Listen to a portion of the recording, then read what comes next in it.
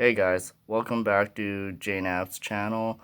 Today I am using a size 10 wide gap hook, ultra wire, and uni thread in chartreuse color.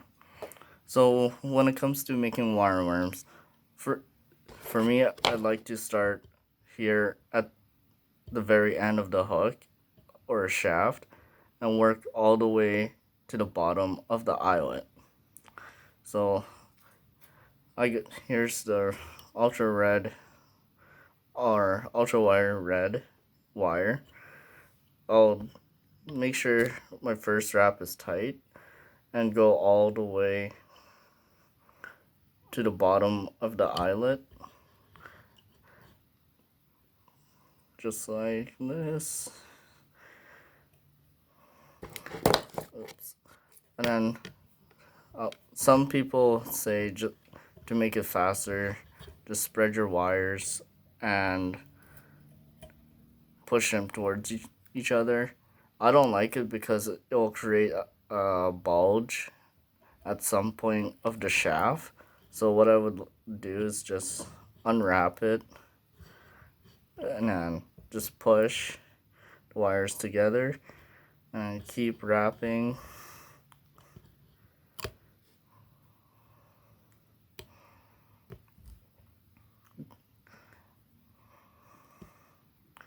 And then once you get to the bottom of the eyelet, I'd like to cut it very close so it's easier to trim or just make it flush. And then I'll grab my uni thread and slide it through my bobby. It's always easier if you're having a bobbin is to make your threads wet first so it's easier to guide it up the bobbin.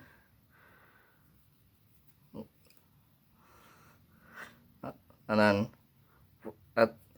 when it comes, what I like to do is to put it right in the middle so that when I'm fishing for whitefish, their main focus is at the collar, and if I'm not using uni thread, I'll already cut off this extra wire at the bottom of the shank or shaft, and then they would think the red is a bloodworm just swimming around the water. But to give their attention, I would toss on different colors of uni thread on different wireworms. So with the uni thread, I would start at the bend of the hook and do a couple wraps to keep the tag end tight, and I would cut it off,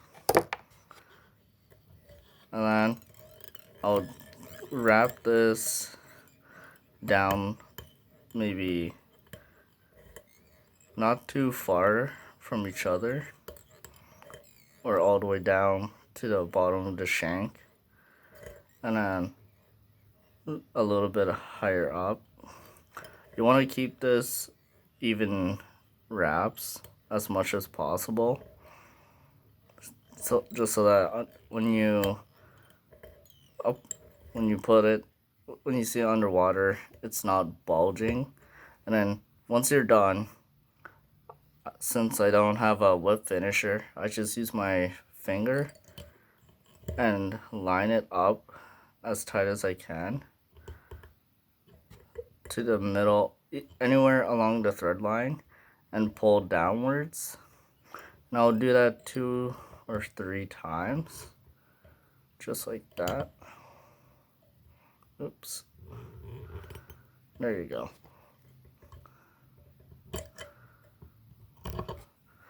And then before you finish off, I'll, you would there's a little bit of gap. I don't know if you guys can see. There's a little bit of hook showing. Usually, this is the perfect spot to end your wire finish. But if it's too high up, you can always use your extra wire and just wrap it around, just like that. I don't like to have the wire too close to the hook point, as it can decrease your hook ratio and a chance of catching a fish really quick. So since that is finished, then I would add a hardened glue to make sure that the thread won't come off while fishing.